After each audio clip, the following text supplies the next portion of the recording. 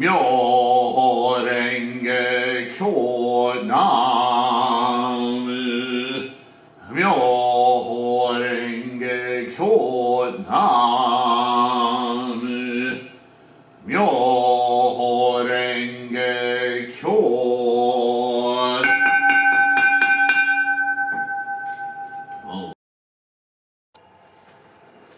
Hi everybody. Oops, I'm shaking around too much there. Okay. So this next go-show is the lessening of one's karmic difficulty. Book 2. After the attempt on Nichiren's life by beheading, remember at Tatsunokuchi, he was set to be beheaded, and there was a lunar eclipse, a natural event that stunned everyone. They took it as an omen, and they didn't go through with the beheading. And then they didn't know, the government didn't know what to do with Nichiren. Well, we can't cut his head off, so what can we do, right? So they were holding him at a residence, in house arrest, if you will, deciding what to do with him. They would eventually exile him to Sado, but in the meantime, he was visited, or allowed visitors, of his inner circle, if you will, of his teaching, his preaching of the Lotus Sutra, Buddhism, and so forth. So he writes this letter to a group of them, and you can read about that in the background. And he decides to use, as always, the opportunity of this auspicious moment to, again, school them on the scholarship of Buddhism and what the sutras have to say about this kind of a situation. So, there are two brothers named Chudapantaka.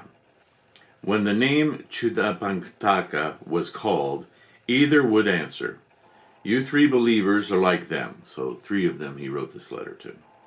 "When any one of you comes, I feel as though all 3 of you were here with me." The Nirvana Sutra teaches the principle of lessening one's karmic difficulty. If one's heavy karma from the past is not expiated within this lifetime, one must undergo the sufferings of hell in the future.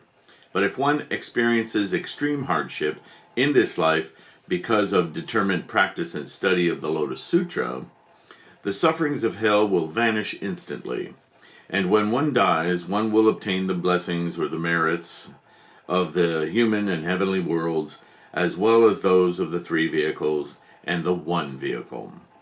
Bodhisattva, never disparaging, was not abused and vilified, stoned and beaten with staves without reason. He had probably slandered the correct teaching in his past.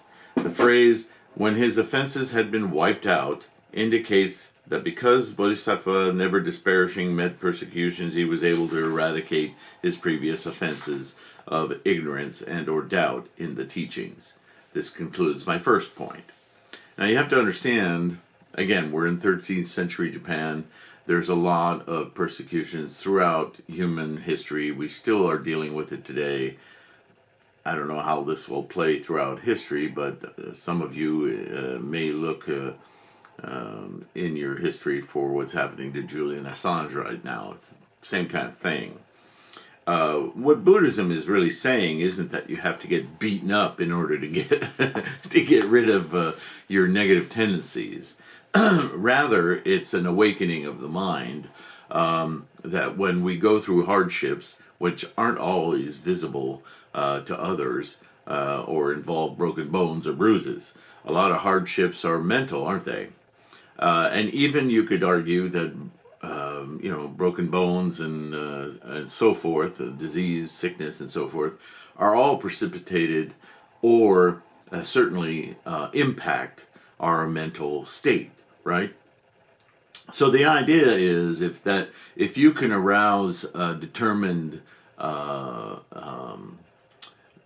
commitment to awakening your Buddha mind, even in the midst of these kinds of difficulties, then you're truly changing who you are, what your tendencies and conditions are, what your typical path is. When I talk about kinetic energy and our life being like a momentum, like kinetic energy, what gets a ball to stop rolling in one direction and turn another way? Something influences it. Some force is applied to it to change its direction. And for us human beings, driven almost exclusively by craving, desire to be, have a tremendous amount of momentum in whatever our energetic makeup is, our DNA, if you will, our spiritual DNA. This, again, is karma. So by confronting aspects of karma that are uncomfortable or painful or mentally difficult, to use Nichiren's words, or the translation anyway, is to affect that momentum, that kinetic energy. So this is what's meant by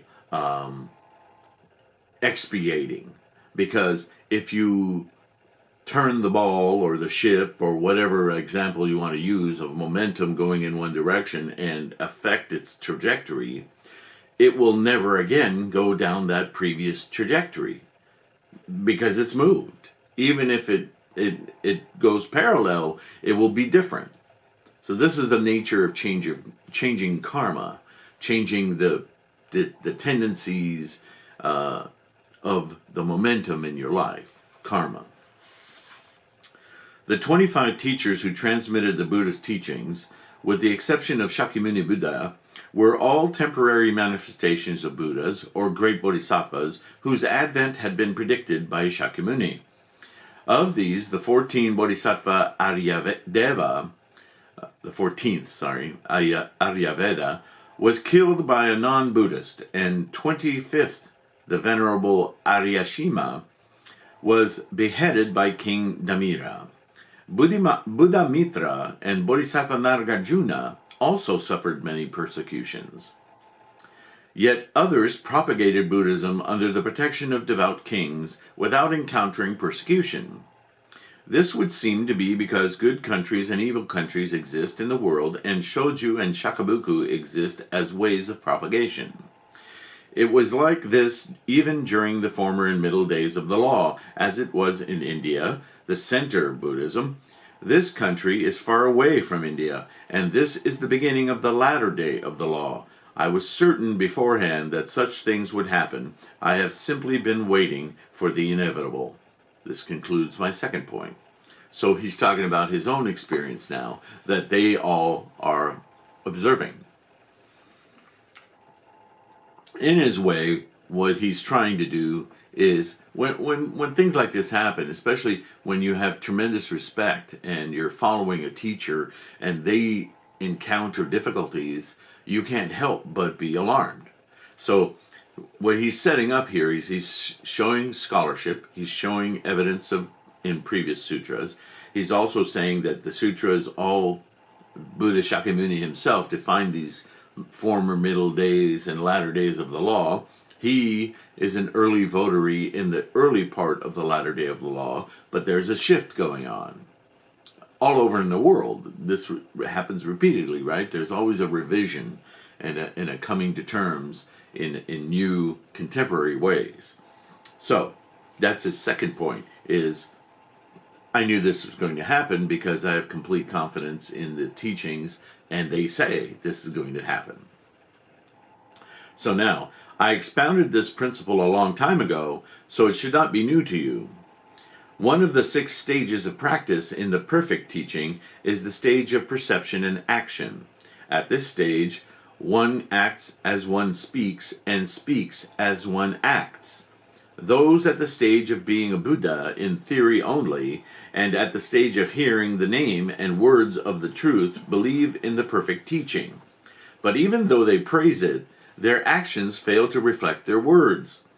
For example, countless people study the non-Buddhist works known as the Three Records and the Five Canons, but not even one case in 10 million is found where a person governs society and behaves as the texts teach. Thus, it is very difficult to establish peace in society. One may be letter perfect in reciting the Lotus Sutra, but it is far more difficult to act as it teaches. The simile and parable chapter states, quote, if this person, on seeing those who read, recite, copy, and uphold this sutra, should despise, hate, envy, or bear grudges against them, end quote. The teacher of the law chapter reads, quote, since hatred and jealousy toward this sutra abound, even when the thus come one is in the world, how much more will it be so after his passing, end quote. And the encouraging devotion chapter reads, quote, many ignorant people will attack us with swords and staves. Again and again we will be banished, end quote. The peaceful practices chapter states, quote, the Lotus Sutra, will face much hostility in the world and be difficult to believe, end quote. Although these quotations from the sutra are the Buddha's prophecies, there is no reference to when these persecutions will occur. In the past, Bodhisattva Never Disparaging and the monk Realization of Virtue read and lived these passages, but setting aside the 2,000 years of the... my page-turning karma. How funny. Okay, setting aside the 2,000 years of the former and middle days of the law, now, in the latter day, in all Japan, only Nichiren seems to be doing so. From the present situation, I can well imagine how followers, relatives, disciples, and lay supporters must have grieved in the past when during the reigns of evil kings so many of their sage monks met persecution. Nichiren has now read and lived the entirety of the Lotus Sutra. Even a single phrase or verse assures one's enlightenment. Since I have read the entire sutra, how much more certain is my enlightenment? I am more confident than ever. Though I may sound presumptuous, my most fervent wish is to realize the security and peace of the entire land. In an age when none will heed me, however, it is beyond my power. I will close now to keep this brief. So, kind of a reflective moment for Nichiren as he just escaped beheading, and an opportunity for him to share he is finding inspiration in this and looking with great zeal for the opportunity to continue into the future. Kind of a testament to his resolve, I would say.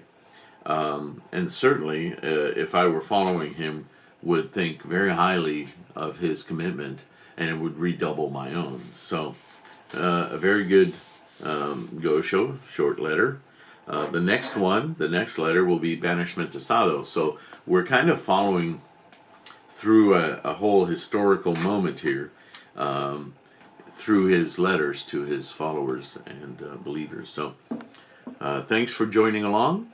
This is another short video, but chock full of information. Hope you're enjoying these. Again, please add comments. Let me know what you think. And ask questions. I'll talk to you soon. Thank you. Namo Myoho Renge Kyo.